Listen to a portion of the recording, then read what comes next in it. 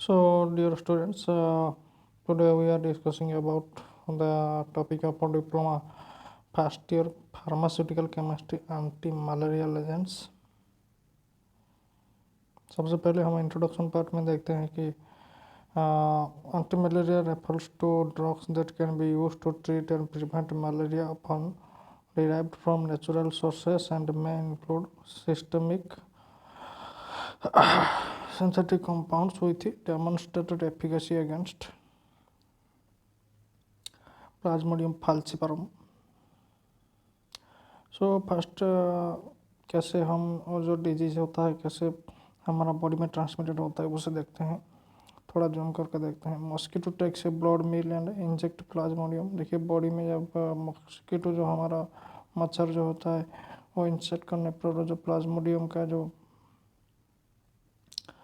Plasmodium को क्या करता है ना, बॉडी में इंट्रोड्यूस होने के बाद या फिर इंजेक्ट होने के बाद वो ये जहाँ पर आके ह्यूमन लीवर में जाता है एंड ह्यूमन लीवर सेल से जाके वो इन्फेक्ट हो जाता है। लीवर सेल इन्फेक्ट होने के बाद प्लाज्मोडियम मल्टीप्लाई होता है लीवर में एंड उसके बाद क्या होता है कि वो उसका जो सेल है वो ज़्यादा पॉपुलेशन होने के बाद वो ब्लास्ट हो जाता है एंड उसके बाद वो फुल बॉडी में या फिर ब्लड स्ट्रीम में एंटर हो जाता है। उसके बाद क्या होता है, उसके बाद देखिए इम्यूनो जो सिस्टम का जो स्टेज होता है उससे वो मैच्योरिंग स्टेज आता है एंड ह्यूमन ब्लड में वो रैप्चर हो जाता है एंड माइटोसिस के एंड उसका जो गैमेट्स भी है वो सारे चीज़ उसमें आते हैं।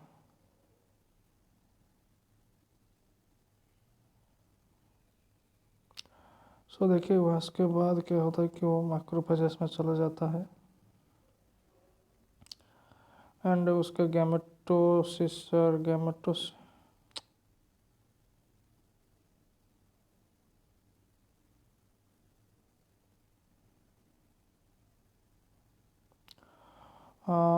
उसका जो यहाँ पर देखिए यहाँ पर एक हाँ गैमेटोसाइट से वो अपना गैमेट्स को फॉर्मेशन करता है एंड वो क्या होता है कि हमारा जो बॉडी में रहने के बाद मॉस्किटो टेक्स ब्लड में इंजेस्ट गैमेट्स एंड उसके बाद क्या होता है माइक्रो गैमेट फर्टिलाइज होके बाद माइक्रो गैमेट से वो मैक्रो गैमेट से कन्वर्ट होता है, मतलब उसका खाना पीना बना के वो इंक्रीज हो जाता है। उसके बाद क्या होता है कि जायगोट फॉर्मेशन होता है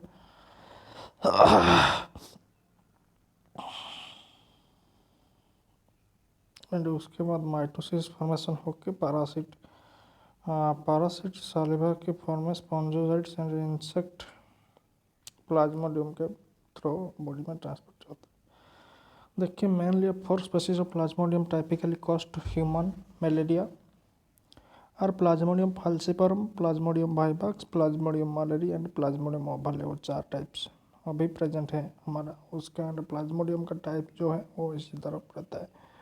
उसके बाद ऑल्दो ऑल स्पीसीज में कोज significant illness of falciparum is mainly responsible for majority of serious completion and death। वो 4 टाइप में प्लाज्मोडियम में सबसे ज़्यादा तो कॉज करता है या फिर रेस्पॉन्सिबल रहता है मलेरिया की, वो है plasmodium falciparum. An anopheles mosquito inoculates plasmodium sporozoites to initiate infection circulating sporozoites rapidly invade liver cells and exoerythrocytosis stage. Tissue cytokines mature in the liver merozoites and subsequently later form from liver and invade erythrocytes।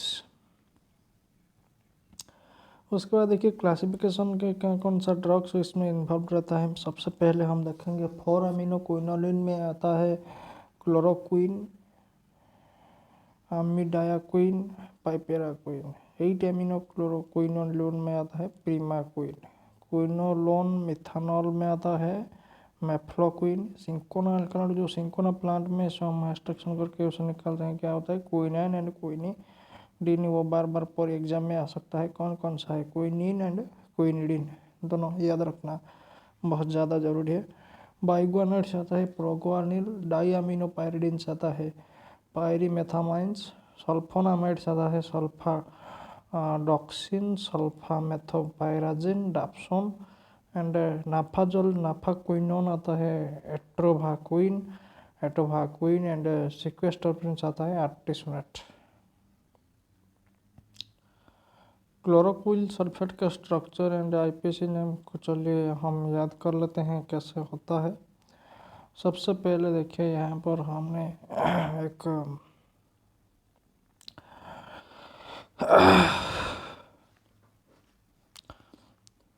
जो structure है उसके 7th position में chlorine group लगा हुआ है and वो 8th है, वो 1 नाइट्रोजन से स्टार्ट होकर 1 है एंड वो एंटी क्लॉकवाइज फॉर्मेशन होता है बिकॉज ऑफ देयर विलियमैन group of 4 number position. So इस साइड में जाने से हमें 4 बहुत पास में मिलेगा, वहाँ 3 हो गया, वहाँ 4, ये 5, ये 6। सो उसके बाद देखिए वो जो है वो रिंकू 1 डैश, उसके बाद 2 डैश, उसके बाद 3 डैश एंड 4 डैश लिखा है इजीली नोमेनक्लेचर के लिए। एंड नाइट्रोजन से 2 इथाइल रिंग जुड़ा हुआ है।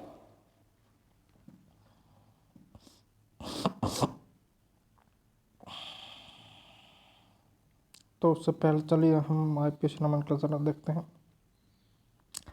सबसे पहले 7 क्लोरो हो गया, वो वाला 7 क्लोरो। उसके बाद 4 नंबर पोजीशन में जो टोटल ग्रुप लगा हुआ है वो जो total group formation and molecules के नाम में हम लिख लेते हैं। फर्स्ट से पहले 4 नंबर के पोजीशन में हमें क्या है मिलता है, 1 to 4 डैश तक वो जो लिंक है 4 डैश डाई इथाइल अमीनो।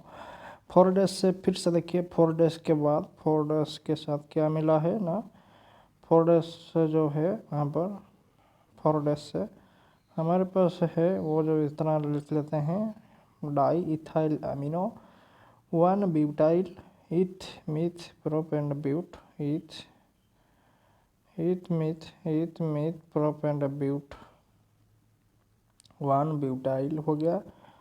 उसके बाद 1 butyl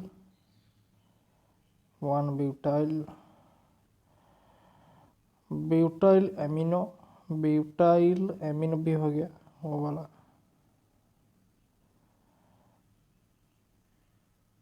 one methyl butyl amino, वो शायद ब्यूटाइल नहीं है, वो मिथाइल है, वो मिथाइल है। 1 मिथाइल 1 नंबर के 1 डैश में 1 डैश मिथाइल लिख सकते हैं, 1 डैश मिथाइल, वहाँ पर 1 डैश पोजीशन में मिथाइल ग्रुप लगा हुआ है, 1 डैश मिथाइल। उसके बाद फिनाइल अमीनो, वो हो गया नहीं ब्यूटाइल अमीनो, वो अमीनो तो चला गया है एंड वो सिर्फ वही जो नाइट्रोजन के पास पहला वाला नाइट्रोजन बना हुआ है वो हो गया ब्यूटाइल अमीनो। और इसके बाद इससे लेकर 1 मिथाइल हो गया, 1 dash methyl butyl amino quinoline, वो जो स्ट्रक्चर है क्विनोलिन का स्ट्रक्चर है। बेंजीन हो गया, उसके बाद फिर एक नाइट्रोजन कॉन्टेनिंग बेंजीन रिंग रहता है, उसे क्या बोलते हैं, क्विनोलिन बोलते हैं।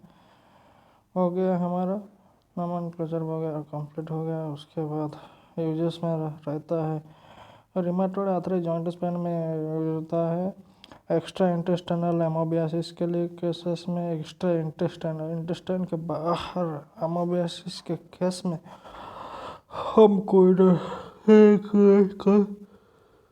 उसके बाद डिस्कॉर्ड ल्यूपस एरिथ्रोमेटोस में हो गया, उसके बाद लिप्रा रिएक्शन हो गया, उसके बाद इन्फेक्टियस मोनोन्यूक्लियोसिस हो गया, उसके बाद फागोजेनिक रिएक्शन हो गया, उसके बाद मलेरिया हो गया, उसके बाद जार्डियासिस हो गया।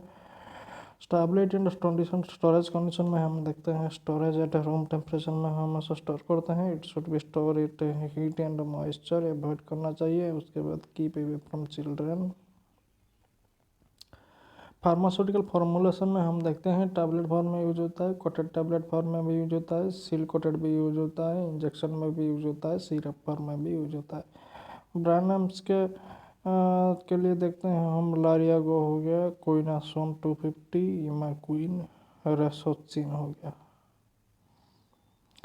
उसके बाद मेफ्लोक्विन आ गया। मेफ्लोक्विन का आईपीएसी नोमेनक्लेचर थोड़ा डिफिकल्ट होने के बावजूद हम उसे याद रखने की कोशिश करेंगे। पहला जो स्ट्रक्चर है पाइपरिडीन का structure, cyclohexane ring with one nitrogen containing group हो गया पाइपेरिडीन। पाइपेरिडीन हो गया। उसके बाद हम तो पहले से ही बता दिए थे वो क्या है कि क्विनोलिन हो गया वो जो स्ट्रक्चर होता है बेंजीन, और उसके बाद बेंजीन हो गया। उसके और एक बेंजीनेट हेटेरोसाइक्लिक रिंग कंटेनिंग नाइट्रोजन को मिलाकर, दो ठो रिंग को मिला के वो हो गया क्विनोलिन का स्ट्रक्चर।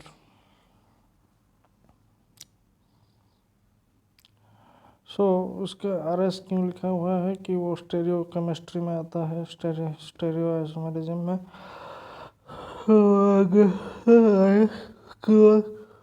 2 and 8 पोजीशन में देखिए, 2 and 8 पोजीशन में 20 टाइप फ्लोरोमिथाइल आ गया। 2 तो रह गया, 2 यहाँ पर 2 एंड 2 भी यहाँ पर 2 एंड 8 नंबर पोजीशन में है। 2 नंबर पोजीशन में CF3 एंड यहाँ पर भी CF3 ट्राइफ्लोरोमिथाइल ग्रुप हो गया। उसके बाद क्विनोलिन जो रिंग है क्विनोलिन हो गया। उसके बाद देखिए 4YL 4 नंबर पोजीशन में जॉइंट है, इसलिए वो 4YL हो गया। उसके बाद 2' पाइपेराडाइल, 2' के पोजीशन में देखिए पाइपेराडाइल रिंग है, पाइपेरिडीन से पाइपेराडाइल हो गया। एंड मिथानॉल देखिए यहाँ पर CHOH मिथानॉल आ गया, हो गया हमारा आईपीएसी नोमेनक्लेचर। उसके बाद यूजेस में मलेरिया है and stability and storage condition में स्टोर इन टेम्परेचर में रखना चाहिए। Store it should be avoid heat and moisture, protected from light. Pharmaceutical formulation में आ गया टैबलेट, ब्रांड नेम्स में मेफ्लोटास, लेरियम, अल्टामिप, मेफ्लोकेयर, मेफ्लोक आ गया। ओके ठीक है, आज टीचर्स डे के लिए हम सभी को बधाई देते हैं, हैप्पी टीचर्स डे। सो यहाँ पर देखिए जो लिखा है लिप्रा रिएक्शन लिपोस एरिथ्रोमाटोस में क्या होता है कि ये एक इन्फ्लामेशन रहता है, इन योर बॉडी में इन्फ्लामेशन हो जाता है, जैसे कि चेस्ट पेन होता है, फटीग डेवलप होता है, फीवर भी हो सकता है, जॉइंट पेन और स्वेलिंग रहता है बॉडी में, जॉइंट्स वगैरह में पेन रहता है। एंड सेंसिटिविटी टू लाइट, मतलब हम लाइट से जब जाते हैं वो हमारा स्किन को रैशेस वगैरह या फिर रेडनेस टाइप का हो जाता है, फोटो सेंसिटिविटी जो बोलते हैं। एंड क्या रहता है कि रैशेस हो जाता है स्किन में सिम्टम्स के लिए। और एक जो है यहाँ पर यूजेस है जो क्लोरोक्विन में है उस लेप्रा, जो लेप्रा रिएक्शन है वो लेप्रोसिस के जो जख्म के केस में होता है, उड़िया में बोलने से। एंड उसी के बारे में उसी के डिजीज को क्योर करने के लिए भी यूज होता है। लेप्रा रिएक्शन और inflammatory responses in leprosy that can lead to significant morbidity and disability requiring carefully management or to prevent nerve damage and deformities के केसेस में भी हम इसे यूज कर सकते हैं। उसके बाद देखिए क्या है, जो इन्फेक्टियस मोनोन्यूक्लियोसिस में क्या होता है कि it is also known as glandular fever. Fever means जो हमारा ग्लैंड में जब स्वेलिंग वगैरह होता है तो इसी केसेस में एंड फीवर आता है, उसी से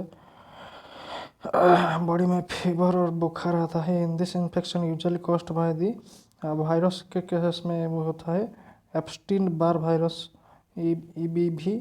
मोस्ट पीपल EBV के केस में यहाँ पर जो है यहाँ पर एक वायरस के केसेस में होता है वो जो इन्फेक्टियस BB वायरस की वजह से वो होता है। इट मोस्टली इन्फेक्टेड किसको करता है कि वो मोस्टली हमारा चिल्ड्रंस को इन्फेक्ट करता है। और क्या होता है कि फोटोजेनिक रिएक्शन में हमारा बॉडी में स्किन रैशेस हो जाता है, सनलाइट में आने से हमारा बॉडी में रैशेस, रेडनेस एंड स्वेलिंग वगैरह हो जाता है, इन्फ्लेमेशन हो जाता है, ऐसे कि एक्जेमेटस रिएक्शन भी हो जाता है। उसे केसेस में हम बोलते हैं इस कंडीशन को फोटोजेनिक रिएक्शन। उसके बाद आ गया मलेरिया तो हो गया। उसके बाद जार्डियासिस के केसेस में क्या होता है कि giardiasis is a parasitic infection. मतलब कहाँ पे होता है, इन द स्मॉल इंटेस्टाइन में, that can cause diarrhoea, stomach cramps and fatigue जैसा कॉज करता है। Spreads, how it spreads and how prevent it is, how to treatment in the presence of antibiotics and chloroquine के वजह हम इसे use कर सकते हैं। ओके, आशा करते हैं आपका दिन आज अच्छा रहे, सबका दिन आज अच्छा रहे। And very good morning to all of you. And सबसे लास्ट में हम बोलना चाहते हैं कि हमारा चैनल को जो लोगों में या फिर स्टूडेंट्स ने सब्सक्राइब नहीं किया है, लाइक शेयर सब्सक्राइब करने को नहीं भूलना। तो और भी ज़्यादा वीडियो हम स्टडी रिलेटेड वीडियो लेकर आएंगे अगले हफ्ते।